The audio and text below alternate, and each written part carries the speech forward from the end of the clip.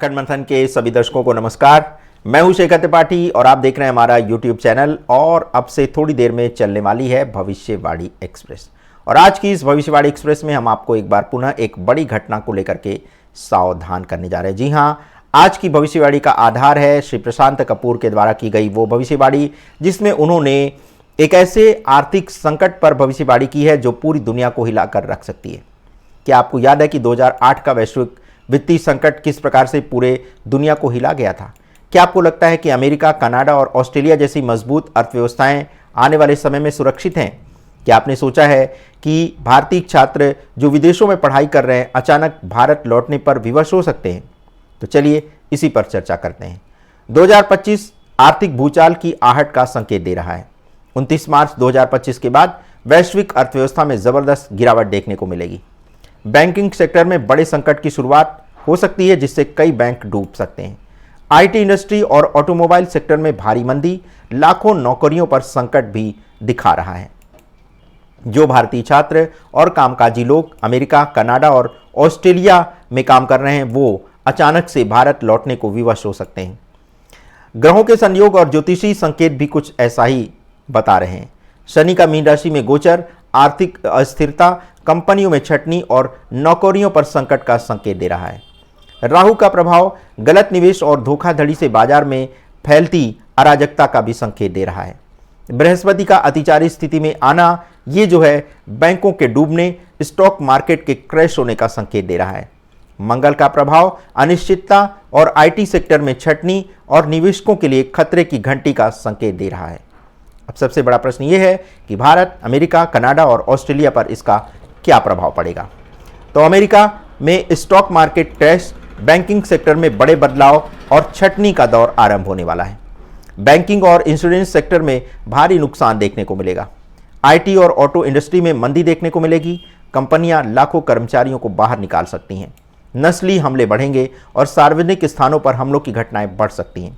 अगर बात करें कनाडा की, तो कनाडा की सरकार अस्थिरता और आर्थिक गिरावट के कारण इसका जो सीधा प्रभाव भारत पर पड़ने वाला है।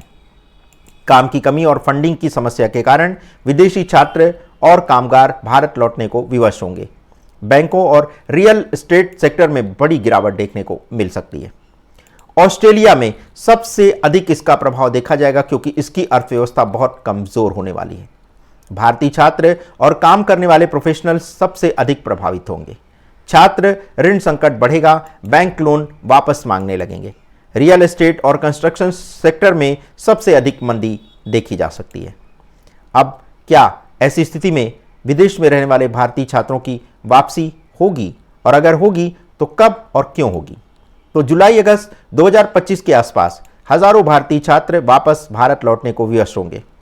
यूनिवर्सिटी फंडिंग में कटौती होगी, जिससे विदेशी यूनिवर्सिटी में पढ़ने वाले छात्रों की फीस बढ़ जाएगी। नौकरी और इंटर्नशिप के अवसर खत्म हो जाएंगे, जिससे भारतीयों को वीज़ा मिलना मुश्किल हो जाएगा। कुछ देशों में नस्लीय भेदभाव और हमलों की घटनाएं भी तेज होती हुई देखने को मिलेंगी, जिससे भारतीयों की सुरक्षा पर एक बड़ा खतरा मंडरा सकता है। सबसे बड़ा प्रश्न यह है कि क्या ये भारत के लिए अच्छा होगा?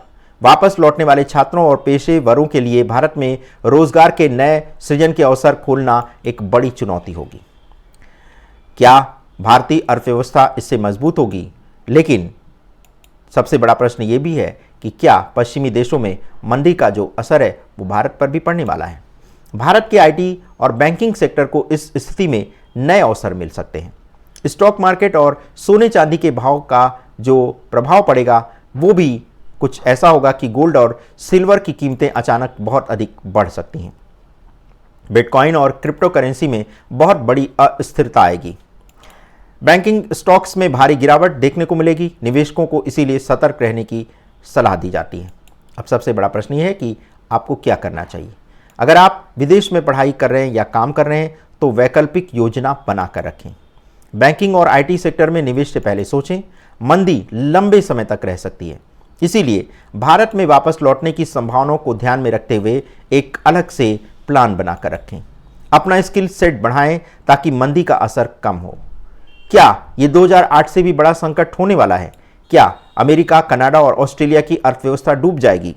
क्या भारतीय छात्रों की विदेश यात्रा का सपना टूटने वाला है? आप इस बारे में क्या सोचते हैं। अब आपको ये तय करना है कि आपको विदेश में रहना है या फिर भारत लौटना है। क्या 2025 का ये आर्थिक संकट पूरी दुनिया के लिए एक बड़ा सेटबैक होने वाला है?